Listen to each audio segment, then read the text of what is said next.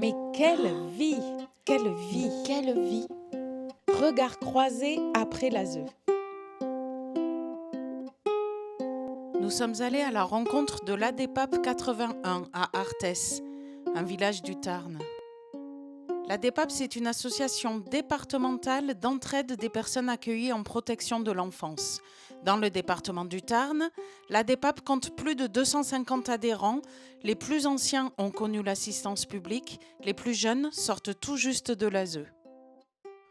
Le rôle de l'ADEPAP est d'abord celui de la solidarité entre pairs.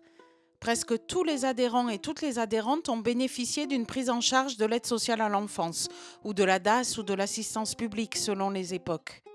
C'est justement ce vécu commun qui permet cette entraide et cette écoute bienveillante. De pouvoir être un peu plus libre d'être soi-même. D'autres personnes, qui ont souvent un lien familial ou amical, adhèrent à l'association et s'y engagent comme bénévoles ou personnes ressources. On a un lien quand même. On ne l'est pas issu d'eux, mais il y a un lien. Leur participation, à côté de celle des professionnels salariés, complète la paire-aidance et donne une nécessaire ouverture. L'ADEPAP a également une maison à Arthès qui lui permet d'héberger temporairement des jeunes sortant des services de l'ASE et qui se retrouvent sans solution. Nous avons rencontré les adhérents et les adhérentes de l'ADEPAP avec une question en tête. Quelle vie après l'ASE? Quelle vie? Quelle vie! Comment fait-on pour se projeter adulte? Comment fait-on pour se projeter adulte lorsque l'image de ses propres parents est écornée ou absente? Devenir adulte. Devenir adulte. Comment avance-t-on sans filet de sécurité, sans soutien familial?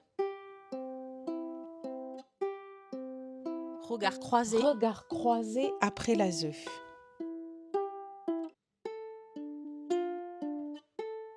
Si je te dis ADEPAP, Si je te dis si ADEPAP, on vous dit ADEPAP, tu me dis, vous nous dites? Alors, l'ADEPAP, c'est une association assez conviviale, on peut dire. J'ai rien à dire de négatif. Je l'ai rejointe, l'ADEPAP, à l'époque ça s'appelait l'association des pupilles, ça s'appelait l'association des pupilles de l'État tout simplement. Je l'ai rejointe, je devais avoir, mon fils j'avais 23, 24 ans, et j'y suis encore, oui, mais là j'ai ralenti. Il y a de tout âge, des personnes de 17 ans à 80 ans. Bon, j'ai 80 ans quand même, je pas. Donc on peut rencontrer de tout, de parler avec tout le monde, d'écouter l'histoire de les autres, quoi. J'ai passé un moment à avoir du mal à le dire. Et en particulier de l'adolescence jusqu'à ce que je sois marié. Moi, c'est pareil. Ouais. Pas... Et d'ailleurs, ça a été pour moi très compliqué quand j'avais une relation, de dire j'ai inventé une adresse. Oui, je ne l'ai jamais caché. Je sais, il me semble, enfin, oui, pour moi c'était une force, personnellement une force. Pourquoi? Peut-être parce que quelque part, j'ai eu une petite réussite, même si elle n'est pas... Je ne pouvais pas dire que j'étais enfant de pupille de l'État, ou je ne pouvais pas le dire. Ouais. C'était lourd à porter, quoi. Ah oui, c'est toujours... Et je pense que le fait de le dire après, ça a allégé un petit peu la charge, quoi. C'est un peu comme si le sac y était toujours, mais un peu moins lourd, quoi. Ah ouais. Jusqu'à ce que j'ai fait ma propre famille, je pense. Voilà. J'ai eu des enfants, donc j'étais rentré dans un cadre plus normalisé, on va dire, quoi. Parce que c'est vrai que quand je dis normalisé, quelque part, je me sentais l'enfant de trop, quand même. Et d'ailleurs, à la campagne, on nous appelait quelquefois Santufarien. On nous traitait de ratard, comme si c'était traité. Santufarien, ça veut dire sans toi on ferait. Voilà. Nous, on était au fond de la classe. On n'était pas devant, parce que j'avais un problème d'œil, de vue, et j'étais au fond de la classe. Alors j'y voyais rien. Ah oui, quand on est à l'école, on nous disait, quelquefois c'était pas évident. Hein. À l'école, ils me disaient, moi je disais que j'étais assistante, bonne assistante, qu'est-ce que c'est ça? Ils ne savaient pas les gens. Ah oui. Et qu'enfin, ils nous laissaient de côté. On n'était pas trop aimés, vous savez. Je lui ai dit, ah oui. Très bien qu'ils le disent, on était de l'assistance. Voilà. Alors, il faut dire aussi qu'on était marqués. Oui, un portant tablier, bleu, là, c'est long. Oui. Pas que ça, les Oui, chaussures. les chaussures, il y avait tout. Oui, il y avait tout. Tout suivait. C'était comme les maquignons de maintenant. C'était des grosses blouses avec un trait. Les filles, c'était un trait rouge. Et nous, les garçons, c'était un trait bleu. Des galoches ou des brodequins. Je ne sais pas si j'ai pas pris même les sabots en plein hiver. Je suis un jeune de l'ASE. Je me considère comme un mineur isolé quand je suis arrivée au début en France. Je sais pas, parce que maintenant on dit plutôt l'ASE que les pupilles. Les pupilles, on les dit moins. Je me modernise. Avant, je me serais... c'est pour ça que je suis biaisé, parce que moi, de moi-même, je me serais présenté en tant qu'enfant placé, ancien placé à l'ASE. Ancien confié, là, non. Comment je... Placé, ouais. Placé, ouais. Mais depuis que je suis à l'association, je sais que ce n'est plus le terme légal, on va dire. Et donc, j'aurais plutôt tendance maintenant à dire accueilli en protection de l'enfance. Donc, c'est deux discours différents qui veulent dire la même chose, mais qui, d'un côté, est plus dans le cadre légal, on va dire, où légalement, c'est le terme exact, c'est accueilli en protection de l'enfance. Mais moi, la façon dont je le ressens, c'est placé. Placé à l'aide sociale de l'enfance. Ou placé en foyer. Ou ancienne de l'ASE aussi. Placé en foyer, ancienne de l'ASE, ouais. Placé, déplacé, replacé, remplacé, comme vous voulez.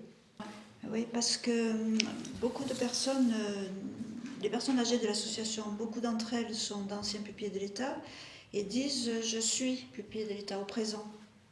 Or, je tiens moi à souligner que c'est un état passé et pas présent, puisque c'est un statut de minorité qui disparaît à la majorité, comme tous les statuts de protection de l'enfance, ils disparaissent à la majorité, où on devient des citoyens comme tout le monde.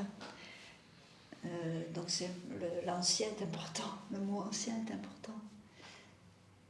Je parle au présent parce que j'estime que ça fait partie de moi. Moi, je suis une enfant placée, même si aujourd'hui je suis une adulte, l'enfant que j'ai été a été placé et que là, je le porterai toujours. Après, oui, voilà, pour moi. Mais pour moi, je suis enfant placée. Pas ancienne, parce que ça voudrait dire effacée. Enfin, pour moi, c'est pas effacé.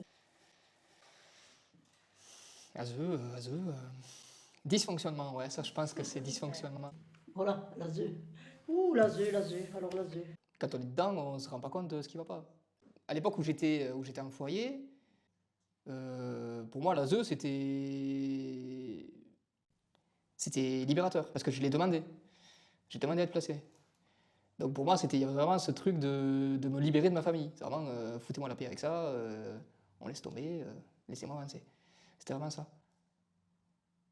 Et maintenant, alors que maintenant c'est plutôt dysfonctionnement, parce que c'est aussi à cause de l'ASE qui a voulu maintenir le lien familial et qui du coup... Ouais, donc du coup, c'est compliqué. À la fois, moi je pense que je peux dire que ça m'a sauvé la vie quand même, d'être placé en foyer. Mais en même temps, ça aurait pu être mieux. Parce que les jeunes de maintenant, pour eux, l'ASE, c'est pas du tout libérateur. C'est au contraire quand ils en sont sortis qu'ils sont libérés. C'est vrai que pour moi, ça a été libérateur, mais c'est vrai que vous en aurez pas beaucoup, je pense, ce qui vous diront libérateur. Parce que pour eux, à l'heure actuelle, c'est le contraire, quoi. C'est vraiment l'ASE, je dirais pas prison quand même, mais c'est vraiment c'est un poids. Ceux qui sont en contrat jeune majeur, ils ont un contrat, un engagement. C'est lourd pour les jeunes. J'ai quand même été un peu déçu. L'ASE m'a protégée. Grâce à l'aide sociale, je suis devenue quelqu'un quand même. Pour moi, en première question, quand je vois l'ASE, pour moi, c'est un sauveur aussi. Parce que l'ASE m'a beaucoup fait, m'a sauvé la vie. C'est ce qui nous a aidés un petit peu à sortir la tête de l'eau. Voilà, l'ASE nous a aidés, nous a accompagnés pour avoir une situation, voilà. Elle a remplacé la famille, voilà. Elle a remplacé la famille, voilà. Elle a remplacé la famille au point de vue matériel. Après l'ASE, au point de vue affectif, quand on est dans les structures, il n'y a pas d'affection quand même, il n'y a pas d'affection. Mais voilà, c'est surtout le côté matériel, l'ASE, voilà. Alors contre, l'ASE, c'est une vraie déception, par contre, de l'ASE. Alors, déception, pourquoi? Parce que déjà, depuis que je suis placé, j'ai eu 4 ou 5 éducateurs et éducatrices. Et puis bon, moi, je m'attendais un peu une aide, entre guillemets, quand même, de leur part, parce que moi, je pensais qu'ils allaient m'appeler une fois de temps en temps pour prendre de mes nouvelles, etc. Ben non, en fait, s'il n'y avait jamais rien qui se passait, ben, ils ne m'appelaient pas.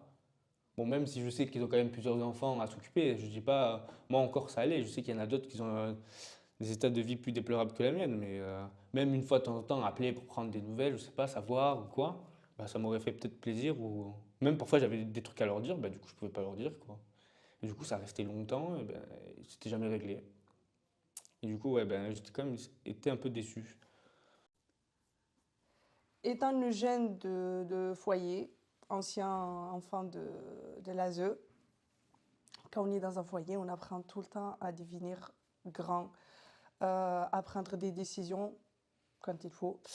À partir de 17-18 ans, il faut prendre des décisions, c'est-à-dire commencer à travailler, commencer à viser l'avenir. Parfois c'est compliqué, c'est pas donné à tout le monde de prendre des choix, de faire des choix, pardon. J'ai travaillé en vente d'habits, en vente RAGT, Point Vert, toutes ces choses-là. J'ai fait maçonnerie. Le travail, ça a été un moyen de gagner de l'argent et donc d'accéder à l'indépendance. Mais c'est tout, c'est pas un domaine d'épanouissement. Échafaudeur, j'ai fait quoi? J'ai fait nounou à domicile, j'ai fait école, j'ai fait quoi d'autre? Indépendance, autonomie. Toujours travail, travail. Même le week-end, au lieu d'aller danser, j'allais travailler. Il me faisait travailler comme une bête. Il disait, mais s'il ne veut pas apprendre à l'école, laisse-le de côté, il n'y a qu'à travailler. Voilà comment ça se passe. Alors moi, le travail, moi, après, c'est mettre un toit sur la tête. Sans travail, on ne vit pas d'amour et d'eau fraîche. Que j'ai voulu travailler assez tôt parce que il fallait que je voulais être autonome financièrement. Voilà. Moi, j'ai toujours voulu rester étudiante. J'ai eu le choix de travailler, enfin de rentrer dans le monde actif, mais je n'ai pas voulu. J'ai préféré quand même continuer mes études, me cultiver, étudier. J'ai toujours voulu étudier et je sais que je n'arrêterai pas. Je sais que c'est compliqué parfois entre gérer les études et gérer le travail. Ensuite, le travail, pour moi, le travail, c'est le lieu de la reconstruction. C'est un des lieux, il y en a d'autres évidemment, mais c'est un lieu extrêmement important pour se reconstruire. C'est-à-dire qu'on va acquérir, grâce à l'activité professionnelle et très progressivement, la confiance en soi dont on manque cruellement quand on sort des services de protection de l'enfance. Ça passe par ça. On le voit avec nos jeunes. Dès qu'ils travaillent, même un travail, même le volontariat civique, même un stage, même un endroit où ils peuvent être justement, entre guillemets, comme tout le monde, où ils n'ont pas l'étiquette et où ils peuvent exprimer leurs compétences sans qu'il y ait en face de préjugés.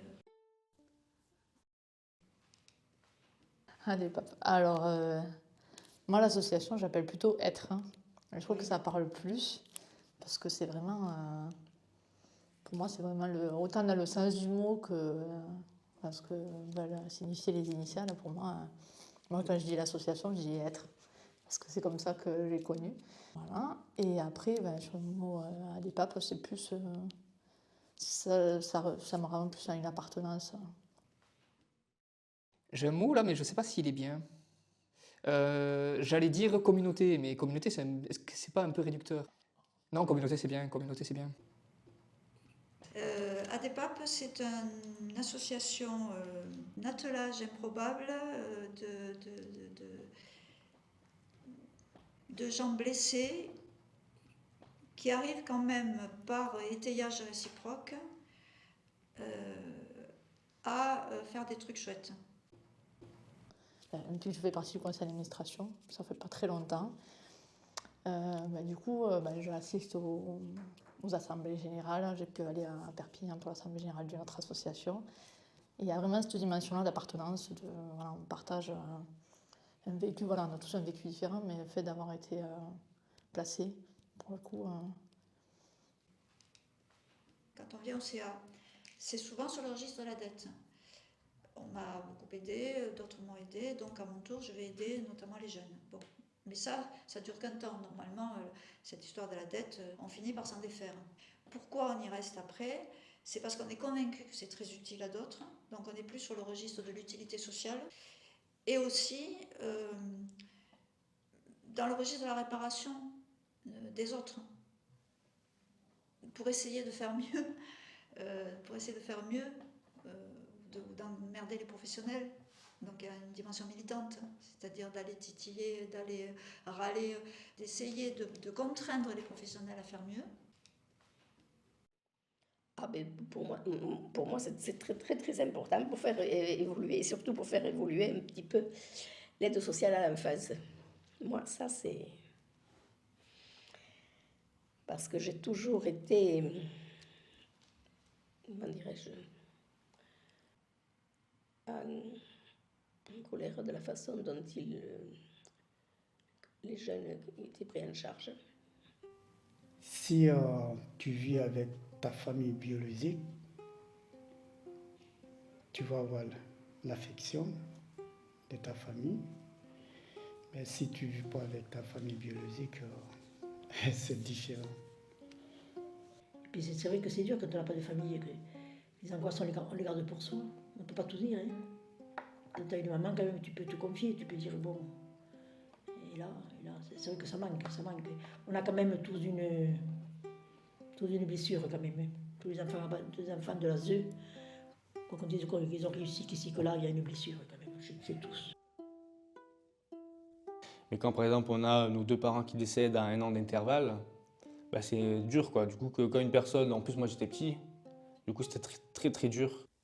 C'est aussi une partie de ma vie qui m'a forgé, que maintenant, qui permet d'avoir le mental que j'ai et de pouvoir passer un peu toutes les étapes de ma vie sans baisser la tête ou de pouvoir prendre sur moi, sans pouvoir reculer, quoi, toujours en avançant. Du coup, ça est mal pour un bien, quoi.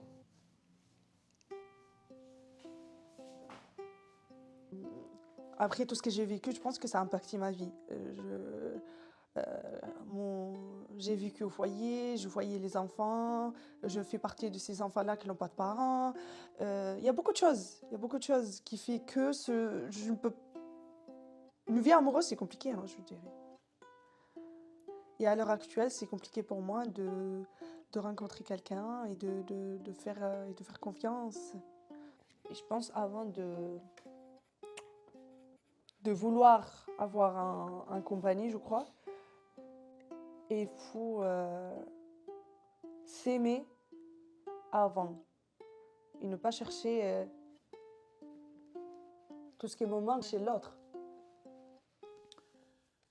J'espère en tout cas avoir rendu service à pas mal de jeunes.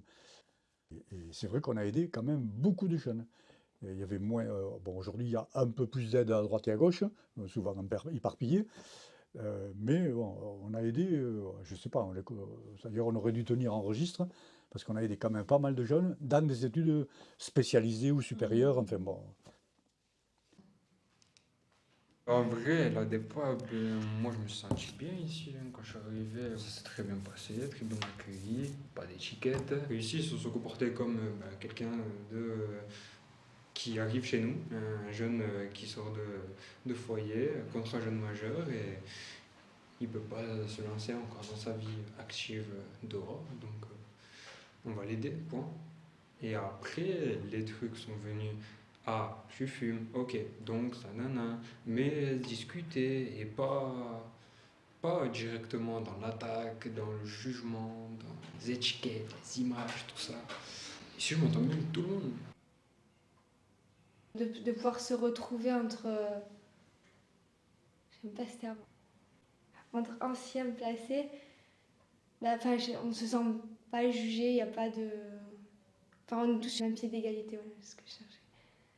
Si j'ai besoin de leur parler de quelque chose ou quoi, je sais qu'ils peuvent comprendre réellement. Ils ne peuvent pas dire oui, je comprends ou quoi, comme par exemple mon éducatrice, elle ne peut pas comprendre réellement ce que je ressens, ce que j'ai vécu, parce qu'elle n'a pas été dans le même cas de figure que moi, que ceux qui sont ici, oui. Et du coup, ça, c'est vrai que c'est pas mal, quoi. Ça peut nous aider si on a besoin de parler. Et du coup, ça permet de... Je sais Enfin, quand on est ici,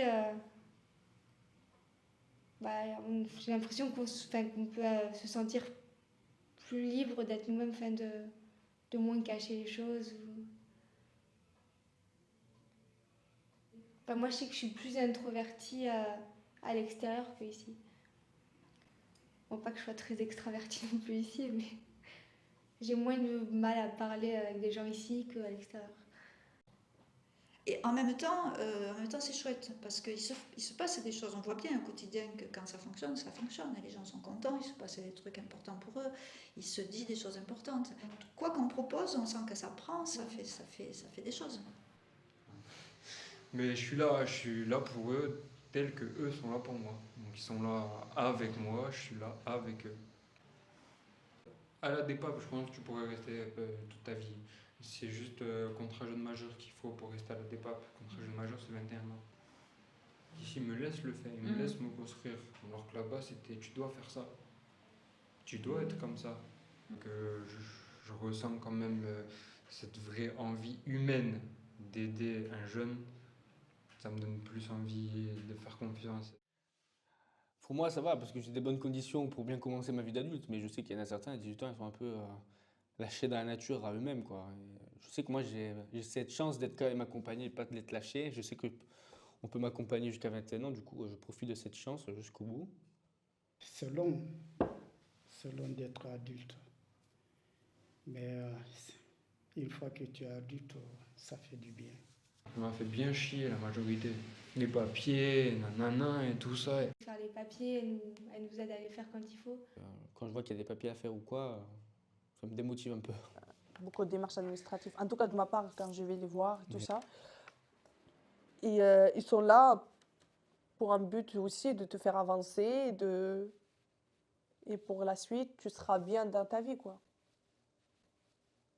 Pour moi, la DEPAP et famille, pour moi, c'est la même chose. Enfin, pour moi, ma famille, c'est la DEPAP. En plus, je dis c'est ma famille un peu. C'est un peu ma famille, l'association. Hein. Donc, quand on me dit ADEPAP, je dis famille. Et si on me dit famille, je dis ADEPAP. Pour moi, c'est vraiment comme ça que c'est ancré en moi. Soutien, présence, entraide et fraternité, je sais pas comment... on est autour du même champ lexical. Alors, service à pas mal de jeunes aussi, mais en même temps avoir servi de réseau pour les anciens. Parce que les anciens, ça leur a permis de se retrouver, de parler de leur histoire, comme il a fait là. Et ça, je pense que le fait de réunir ces gens qui avaient un vécu plus ou moins parallèle, ils ont pu en parler et je pense que ça les a soulagés. Donc, un jour, lui, il m'a rencontré sa vie, je lui ai posé des questions, il m'a tout expliqué. Ouais, il a souffert de sa vie. Ouais, parce qu'il est grandi dans les fermes. On l'exploitait comme un esclave. Mon père a eu un accident, il s'est fait renverser par un camion. Il y avait son nom, son prénom, il m'avait reconnu. Donc avec les papiers, j'ai fait le rapprochement. Voilà. Je suis allée voir mon père, bon, il était remarié. Bon, c'est vrai, je n'ai pas été la bienvenue, c'est sûr, parce que c'était le secret de famille, quoi. Ma mère était fille-mère et mon père n'a jamais raconté à sa femme. Enfin, j'ai retrouvé quand même ma famille, je l'ai retrouvée. Je l'ai retrouvée. Des fois, on est déçus, mais je voulais savoir. Voilà. C'est important, la famille, quand même. C'est le repère, hein. C'est le repère, hein. Je pense que comme on n'a pas été, bon... On n'a pas été choyé trop, on n'a pas été trop coucouné. Il a fallu se cuirasser, se forger un petit peu. On a des moments, des fois on est dur, enfin on est dur. Tout en étant aimante, des fois je suis dure. Mais même encore aujourd'hui, parce que bon, j'ai évolué dans ma vie, même encore aujourd'hui, ça me pèse, ça. Ça, cette peur de l'abandon, ça c'est ancré en nous. On a peur d'être abandonné. Ah ouais. C'est d'avoir peur de l'abandon. Ouais, je pense que... Ouais. Et même quand je lis des livres ou des films, c'est quelque chose qui me soulève un petit peu, ouais. Ouais. Je sais pas, oui, c'est... Enfin, en tout cas, peur de l'abandon, oui, je crois que c'est ça. Hein.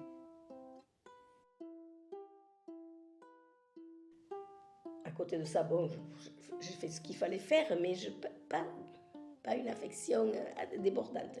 Et leur écrire bien même, leur écrire. Quand j'écrivais, quand ils étaient en colonie de vacances, et quand ils partaient, j'avais le cœur gros, même des fois, je disais à mon mari, je dis, un jour, je dis, on ne va pas les embrasser avant qu'ils étaient partis en colonie. Mais donc, j'avais du mal à leur écrire que je les aimais sur une lettre. Ça, j'ai du mal à le faire. Je le dis à mes petits-enfants. Je vais dire, ma chérie, je t'aime. Je ne peux pas le dire à mes enfants. Je ne sais pas pourquoi.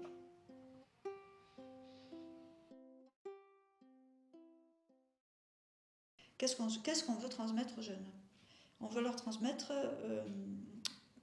moi je dirais aujourd'hui, plus le plaisir. Enfin, le fait que la vie, c'est pas que des emmerdements, c'est pas que du devoir, c'est aussi du plaisir. La vie, c'est quelque chose de beau, et c'est quelque chose où il y a de la beauté, et c'est un endroit où on se fait plaisir. Et c'est le plus difficile à transmettre par nos enfants. Parce que nos enfants, on a quand même, au moins quand ils sont petits, un peu la main. En tout cas, aux jeunes dont on s'occupe, on n'a pas la main, et c'est très difficile. Parce que pour eux, la vie, c'est que des emmerdements. Et les enfants, ils ont besoin de rêver, pas seulement de manger. Donc la prise en compte de donner aux enfants et aux adolescents des outils qui leur permettent de rêver, c'est-à-dire d'ouvrir des fenêtres vers l'extérieur, c'est pour ça que je cherche toujours des sous pour la culture. Mais moi, je n'ai jamais été une rêveuse, jamais. Jamais, non. Non, rêver. Moi, je suis terre à terre, hein, beaucoup. Les rêveux, je crois pas trop. Là, j'ai jamais bien rêvé. Oui. Je ne rêvais pas, je voulais, mais ça, oui. Oui. Moi, je n'ai pas de rêve, vous savez, ça sert à rien. Pas de rêve. La réalité. Non, mais je pense que ce qui serait intéressant, c'est de savoir ce qui les porte pour s'investir autant, parce que ça demande beaucoup d'énergie, d'investissement personnel. Et enfin, moi, je trouve que ce qui est fascinant, c'est ça, c'est qu'ils ne sont pas tout jeunes et qu'ils portent quand même l'association, et c'est bien de rajeunir, et que c'est un peu dommage qu'on soit que quelques jeunes à s'investir. Mais du coup, voilà, qu'est-ce qui les porte et qu'est-ce qui les encourage à continuer, parce que je trouve qu'il faut qu'on retienne ça aussi, quoi. C'est qu'on prenne un peu de... Voilà, ils ont leur vie personnelle, voilà, et ils s'investissent à 200%, et voilà. Je trouve que... Où ils trouvent cet élan, cette énergie. Il y en a qui l'ont eu déjà, une famille. Mais comment ils ont pu faire pour avoir une famille et qui vit à l'heure actuelle bien, qui se sentent bien? Comment dire, on peut apprendre de leur sagesse, un peu, entre guillemets. Moi, je pense que c'est ce qu'on peut retirer de mieux ces personnes-là, c'est la sagesse qu'ils ont pu avoir. Ben, bravo d'avoir continué sans baisser les bras, tout en continuant à avancer sans reculer. Mais bravo de ce qu'ils ont pu devenir, en tout cas aujourd'hui, de ce qu'ils font pour nous, parce que c'est quand même grâce à eux qu'on en est là et qu'on puisse avoir leur aide, etc. Et ouais, voilà, bravo. Bon, allez, va. On a assez blagué. Merci beaucoup. Et puis voilà, Ça merci vous à a vous. pas trop fatigué? Non, ça va. Et j'ai évidemment ça. Ah ouais, super, en tout cas super. Voilà. Merci beaucoup. Pour nous, c'était parfait. Et bien voilà, du très bien. Voilà, on a appris plein de choses, c'était un plaisir de vous entendre. Et voilà. Mais quelle vie! Quelle vie! Arlette, Alain, Regard croisé. regard croisé, Alexandra. après l'ASE, Evan, Coralie, André, Raymond, Josette, Jean-Marie, Rémi, Johan, Amira, Maxime. Mais quelle vie! Ce projet a été réalisé par l'Association des dessins des mots des idées pour l'ADEPAP 81, grâce au soutien financier du Conseil départemental du Tarn, du ministère de la Culture et de la Fondation Caisse d'épargne. Créditons Edith Pont et Lola de Volder pour la réalisation, le montage et le mixage, Edith Pont pour la création visuelle et Lola de Volder qui esquisse au ukulélé la symphonie des éclairs, arrangée magistralement par Manu Maillard.